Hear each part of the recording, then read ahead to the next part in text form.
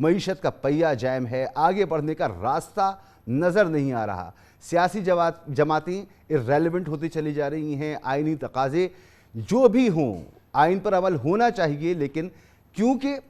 ایک تسلسل ہے، آئین پر کبھی عمل ہوتا ہے کبھی نہیں ہوتا، تو irrelevant چیزیں ہوتی چلی جا رہی ہیں۔ اب عوام ہے ایک طرف ریاست ہے، اور اس موقع پر وزیر اعظم صاحب بڑی کوشش کر رہے ہیں کہ اس معاملات کو کسی طرح سے سیٹل ڈاؤن کریں، انہوں نے بڑی میٹنگز وغیرہ کی ہیں، لیکن معاملہ باتوں سے حل نہیں ہوگا، لوگوں کو روٹی دینی پڑے گی، لوگوں کو پانی دینا پڑے گا، لوگوں کو تعلیم دینی پڑے گی، لوگوں کو صحت دینی پڑے گی، لوگوں کو سستی اشیاء خورد و نوش پہنچانی پڑیں گی۔ جب تک یہ ریلیف نہیں ملے گا، یہ بے چینی ہمیں کسی اور طرف لے کر جائے گی۔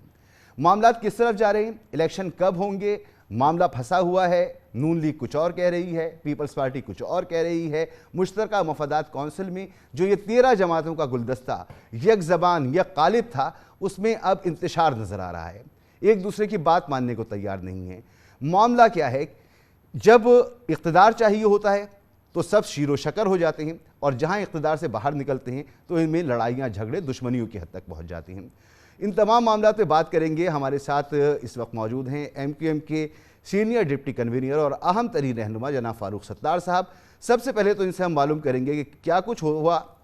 مشترکہ مفادات کونسل میں، کس نے معاہدے کیے، کس نے وعدے کیے، کس نے گارنٹیز دلائیں، اور دیگر معاملات جو آئینی بحران ہیں، جو معاشی بحران ہیں، ان کا حل کہاں ہے، کیسے نکلے گا، کب نکلے گا، الیکشن کب ہوگا، کیونکہ اس وقت فاروق ستار صاحب کی جو جماعت ہے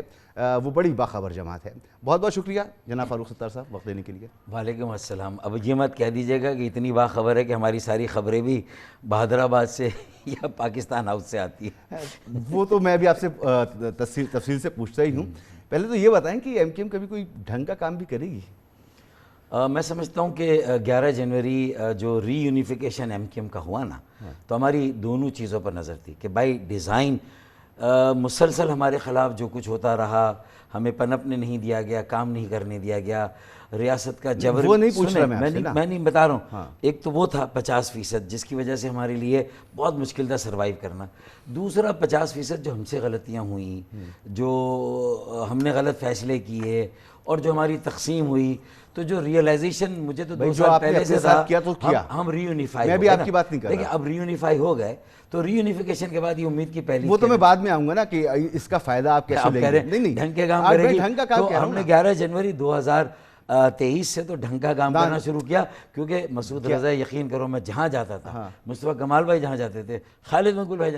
آپ یہ کب ہوں گے، فاروق بھائی یہ ڈھنگ کا کام کیا، چلتی ہوئی حکومت کو گھر بھیج دیا،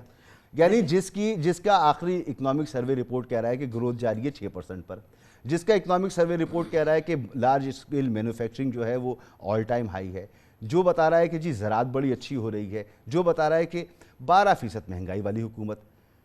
40-48% تک کی مہنگائی آپ لوگوں نے پہنچا دی، یہ اچھا کام کیا۔ اب آپ دیکھ لیں، نواز شریف صاحب کو شکایت، ان کی حکومت بھیج دیتے ہیں،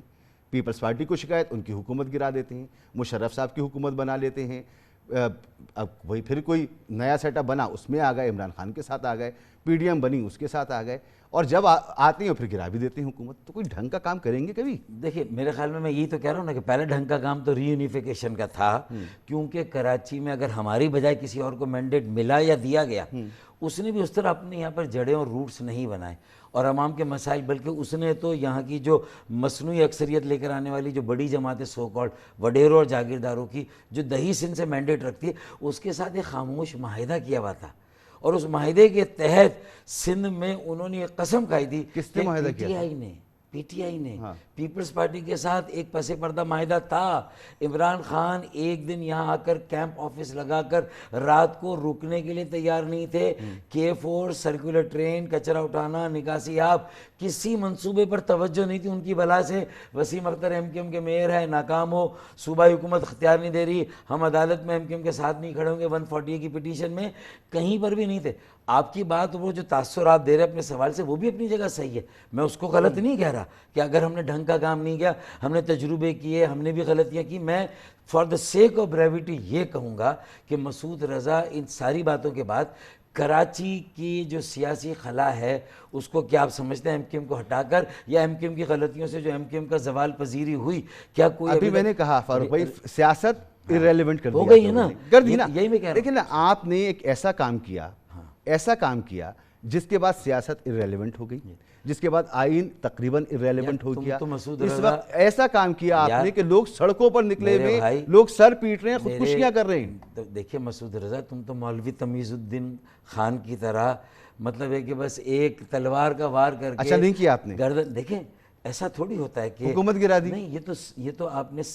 اوور سمپلیفیکیشن کر دی نا۔ میں تو کہہ رہا ہوں کہ پی ٹی آئی سے ہمیں الگ نہیں ہونا چاہیے تھا، کیونکہ میں بالاتفاق اس وقت ایم کیو پہ نہیں تھا۔ میں تو کہہ رہا ہوں نا، میں تو یہ بھی کہہ رہا ہوں کہ پی ڈی ایم کی حکومت کو جوائن نہیں کرنا چاہیے تھا، میں تو یہ بھی کہہ رہا ہوں۔ اور تیسرے دیکھیں، وہ میں اس وقت نہیں تھا، میں یہ خالد بھائی پہ نہیں ڈال رہا، ان کے پاس اس کا جواز ہے، وہ جب میرے ساتھ بیٹھتے مجھے بھی جواب دیتے ہیں۔ اور ایک فائدہ پی ڈی ایم کی حکومت کو جوائن کرنے کا کم از کم یہ ہوا کہ ڈیجیٹل مردم شماری جب پی ڈی ایم نے بھی کرائی اس کی حکومت نے، تو ہم 70 لاکھ کے قریب اپنی لاپتہ آبادی کو بازیاب کرانے میں کامیاب ہوئے۔ پہلی امید ری یونیفیکیشن، دوسرا 70 لاکھ کی آبادی جو ہم نے بازیاب سن لو کر لیا۔